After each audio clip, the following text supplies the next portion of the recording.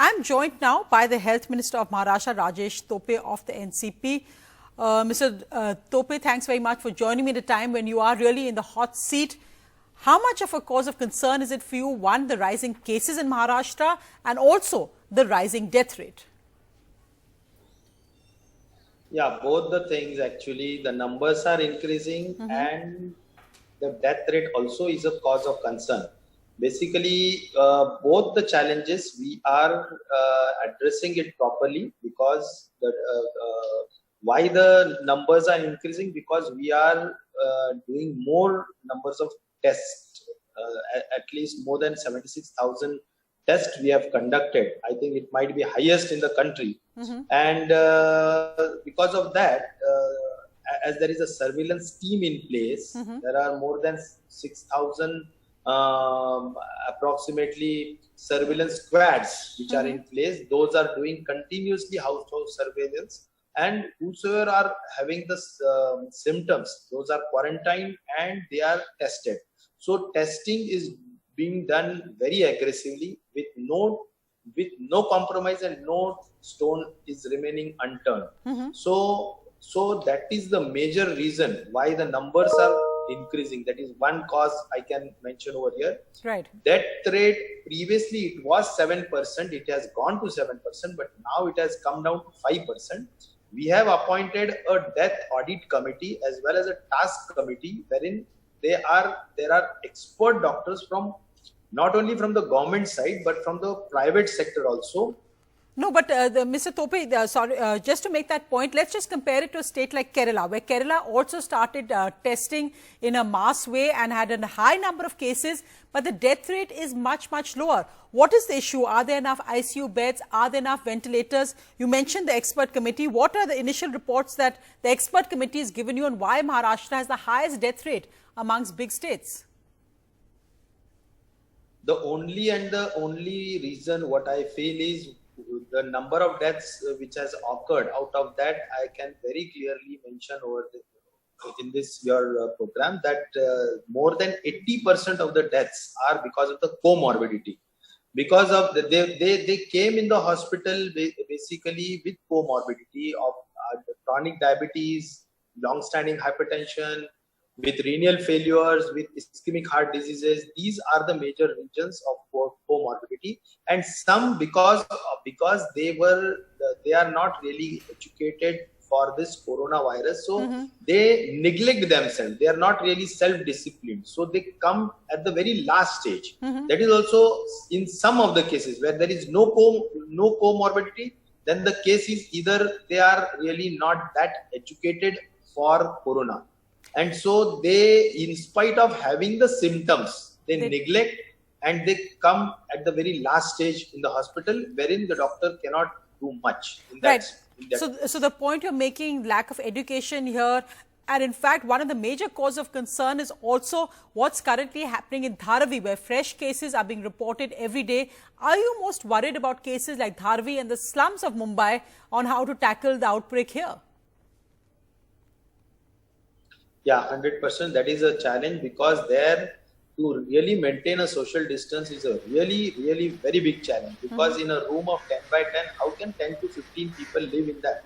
And they cannot live and they cannot really maintain the social distances. So the containment zones which are actually done in this Dharavi area, they are there, but we have to shift those patients or the close contacts or the high risk contacts to the quarantine area, and there we have to continuously monitor them for whether they have symptoms or not, or then the patients are then further shifted to the isolation beds in the respective COVID hospitals.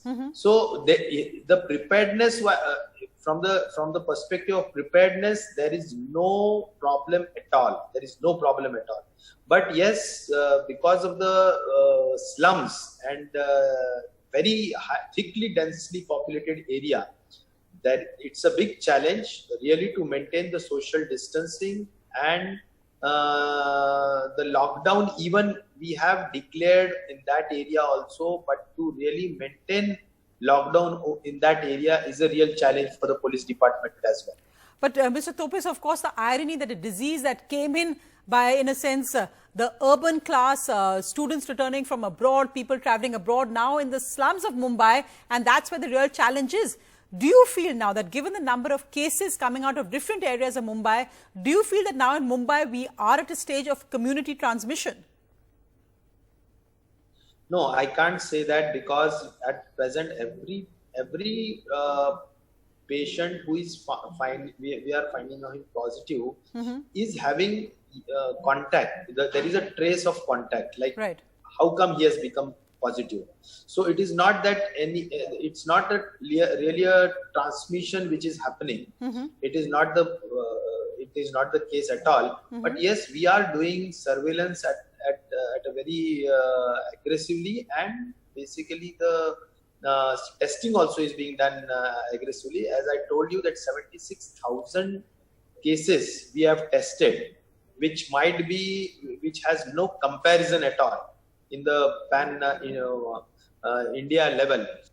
So you're saying the Maharashtra's testing is actually the best in India, so that's something to be happy about. But one of the challenges also, Mr. Tope, is Maharashtra's cities, because in fact, if you see, most of the cases are from Mumbai, Greater Mumbai, Pune. So are the cities really the biggest headache or the biggest challenge today for the Maharashtra government? Rural Maharashtra still hasn't reported so many cases.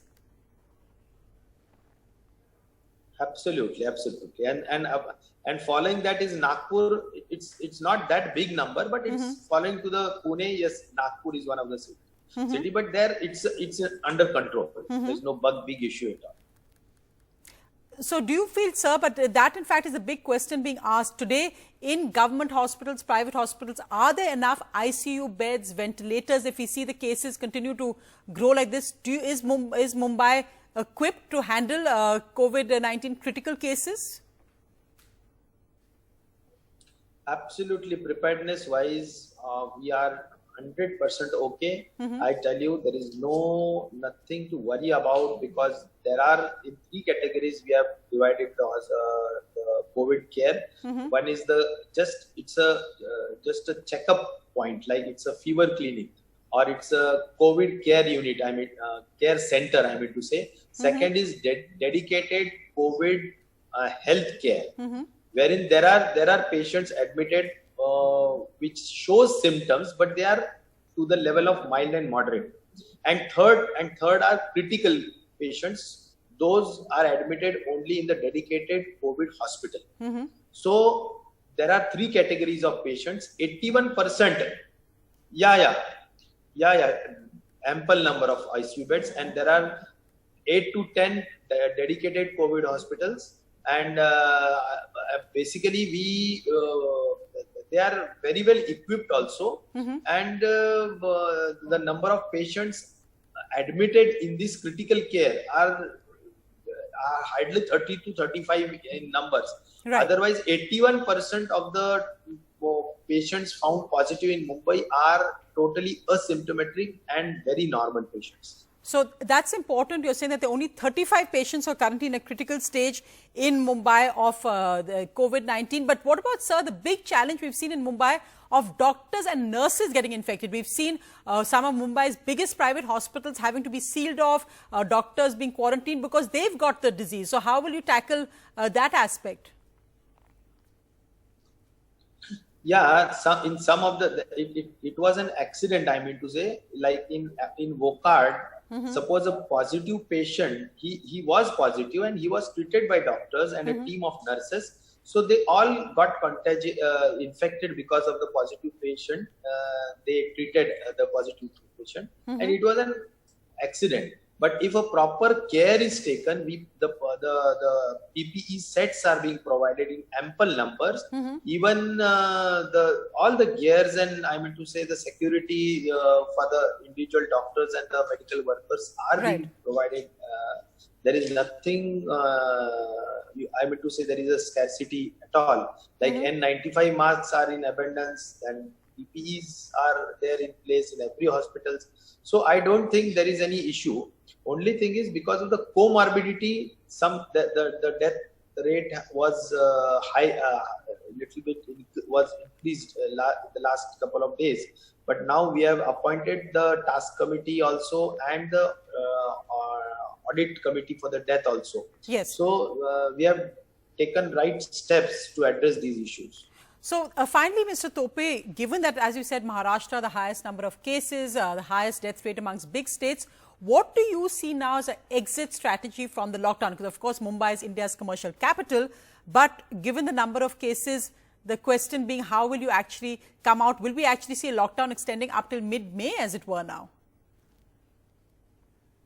I will be the happiest person to see Mumbai coming out in between middle of May. But I think what is left in our hands is we have to follow the protocols and we have to follow the guidelines and the advisories which has been given to us. So we are strictly day and night, 24/7 with all our medical teams and with the government machineries and even the police department. Everyone are really on roads 24/7, really working very hard. So, and also the at large the people of Maharashtra are also cooperating, and so I hope that the situation should come in control in a very near future. Mr. Tope, you're facing a very challenging job. Thank you so much for joining us on NDTV. Thank you.